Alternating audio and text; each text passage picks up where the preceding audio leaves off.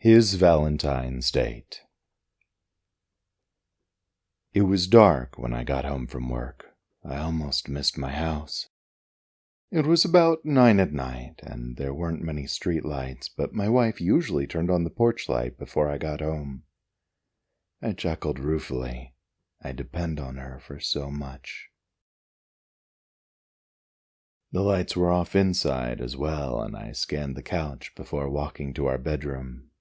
There she was, shivering slightly, blanket askew. I took another blanket from the linen closet, draped it over the bed, kicked off my shoes, and snuggled under the blanket with her. I don't normally sleep right after work, but next to her, well, a nap would be nice.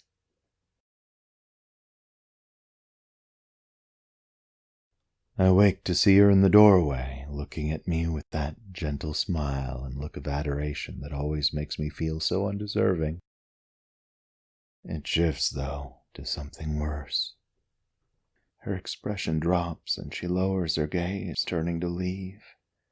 A part of me gets angry at that, but I bury it, reminding myself that I'm talking to my love, not her demons.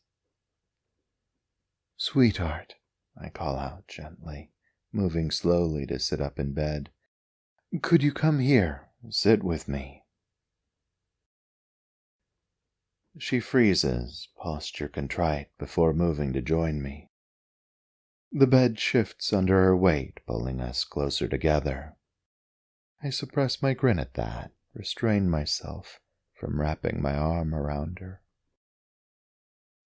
"What's wrong, sweetheart?" I ask. "It's nothing," she lies. I sigh. It's okay if you don't want to talk to me. Something is bothering you. I would like to know what it is. Maybe I can help. We sit there in the dark in silence. Most of a minute passes before she relaxes, leaning into me. I wrap my arm around her, pulling her close. "I'm sorry," she says. "I fell asleep. I didn't turn on the light for you. I didn't fix dinner either. I was going to after I rested my eyes for a few minutes, but I fell asleep." I'm so damned angry. It's all I can do to keep from clenching my jaw. I breathe slowly.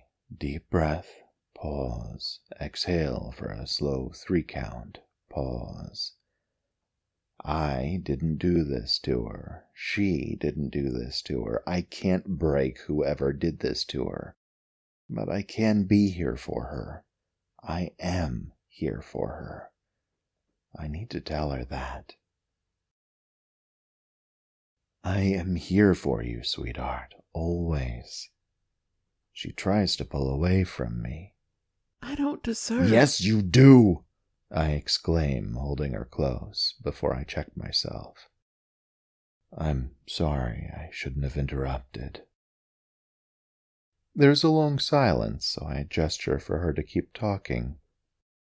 "It's just, you ask for so little, and I failed that, and you could do so much better than me." I laugh at that, which does not amuse her. Every day, my heart. Every day you are here for me. You love so well.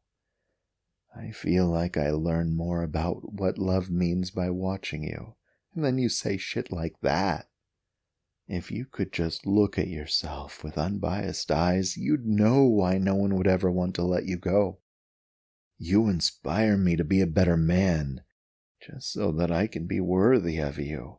But then you go and say shit like that. I shake my head. "But what about dinner?" I pause for a long moment. I'm no good in the kitchen, and grilling after dark sounds wonderful till you get your neighbors calling in noise complaints. How does backyard grilling always turn into bawdy jokes and uproarious laughter? Speaking of grills, though, one of my coworkers mentioned something about a 24-hour grill last week. I grab my phone and start typing, managing to find the place pretty quickly. The pictures look good. I angle the phone for my wife, holding her close enough that I more feel than see her nod. We freshen up a bit in the shower and pull out some casual clothes. She picks out a long black skirt that I enjoy and a bright pink tank top with the caption, "I'm a dragon, rawr," with a blue butterfly dragon thing on the front and glittery wings painted on the back. I laugh a little when she pulls it over her bra and poses before wrapping my arms around her and whispering, "I love you," in her ear. I can't make out what she mumbles into my neck, but I know the words anyway and smile. She always knows how to make me feel so loved. In the car, I tell YouTube to put on a few of my more lyrical favorites, and pretty soon I'm belting out the words to "The Hammer and the Anvil" alongside the longest Johns, while she laughs and joins in from time to time. I'm not the best singer in the world, but her laughter makes me happier than my middle school dream of being a rock star. We get a few of her favorites on the station as well, and I'm relegated to chorus at best, though I do try my hand at a falsetto here and there, much to her laughing dismay. She should know better than to encourage me. Garish paint, lurid lights, loud music. We find the place, but my doubts are only increasing as we approach the door. My wife clings to me, and when I ask if she's really okay with this, she nods. The door opens to the sound of sizzling and a rich bouquet of savory meats and grilled vegetables. I start to salivate, and my wife forcefully pulls me into line to get a table. The line moves quickly, and spotting a corner booth with dirty dishes still on it and a slightly quieter corner, I direct the server to seat us there. I love sitting opposite my wife while we dine, seeing her face, her eyes, her smile. But this place is entirely too loud and busy, and she's had a day already. I usher her onto the right side bench and scoot in beside her, pulling her close. She cuddles into me and sighs, a happy sound. I grin with pride. I'm doing well tonight. Our dinner proves mildly challenging. We each get a chunk of meat that needs cutting, but my wife doesn't want to stop cuddling me, which leaves each of us short an arm. Fortunately, I did plan for this. I'm at least somewhat ambidextrous, and I expertly use my fork to immobilize each of our chunks of meat in turn for her to slice. I'm not admitting that they grill steak and salmon better than I do. It is good, though. So are the bell peppers and carrots. Just the right amount of crisp and juicy, savory and spicy. I'm not jealous. I have the best lady in the world in my embrace. When we get back to the car, I take the time to cherish her lips before starting the car. She naps a little as I drive. When I park, she's still asleep, so I slip around to the trunk and grab our bowling bags before opening her door and waking her with a kiss. She returns it, humming happily before opening her eyes and noticing that we're not home. "Oh, really? Ready to get your butt kicked, mister?" She taunts me with a saucy grin. "Bring it on," I wittily retort. It's just us and one attendant, so we check in fairly quickly, donning our bowling shoes and grabbing a lane. I'll never get over the way she makes that skirt swish. She's much refreshed from her nap and makes a point of taunting me every time she bests me, which is, sadly for my pride, fairly often. I boast outrageously, only to fall short all too often, especially when I try some trick shots I looked up on YouTube after the last time we played. My cheeks are hot, but it's mostly just joy. I absolutely love how vivacious she is, how fun and spontaneous she is when her anxiety lets go for a while. She's exhausted when we finally leave, and she's asleep almost before buckling into her seat. The drive home is quiet, too quiet really, catching glimpses of her lovely face, so peaceful, so trusting, as headlights and street lights play through the car. My heart pounds as I fight my darkest fear. My wife is such an incredible lady.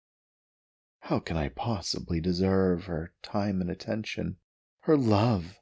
What is love, really? Do I love her? Am I even capable of love? How can I be so selfish, leading her on, pretending that I have any clue about what love really is when I am so cold and empty inside? I try to remind myself of how I felt, snuggled in bed with her, in the restaurant with my arm around her, in the bowling alley, but all I feel is emptiness. Cold emptiness and the creeping certainty that she deserves better. I wake her to walk into the house, guiding her back to bed. I check the time before slipping into bed beside her. She pulls up the blanket, tucking us in. I catch her chin and turn her to face me, looking deep into her eyes. Happy Valentine's Day, beloved. She smiles and I protectively wrap my arms around her. I'm not always sure that I know what love is, but there's nowhere I'd rather be, and no one I'd rather be with.